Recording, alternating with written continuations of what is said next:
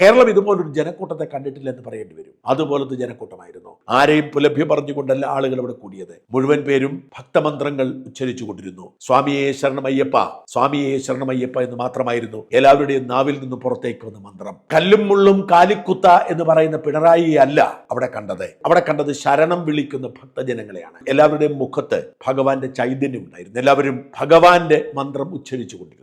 വിയർപ്പും വെയിലുമൊന്നും അവർക്ക് പ്രശ്നമായിരുന്നില്ല. രാവിലെ മുതൽ തടിച്ചുകൊണ്ട് ജനങ്ങളൊക്കെ ഈ ഒരു ഭക്തജന സംഗമത്തിന്റെ ഭാഗമായി. വേദിയിൽ നിറയെ സന്യാസി വര്യന്മാരായിരുന്നു. ഏതാണ്ട് 60ഓളം സന്യാസി വര്യന്മാരെത്തി. ഭഗവാനെ കുറിച്ച് പറയേണ്ടത് സന്യാസി വര്യന്മാരാണ്, അല്ലാതെ രാഷ്ട്രീയക്കാരല്ല. അവിടെ മുഴുവൻ നിറഞ്ഞു നിന്നിരുന്നത് ഭഗവാന്റെ സാന്നിധ്യമായിരുന്നു. BJPയുടെ തമിഴ്നാട് മുൻ പ്രസിഡന്റ് അണ്ണാമലൈ അടക്കമുള്ള അവിടെ എത്തി.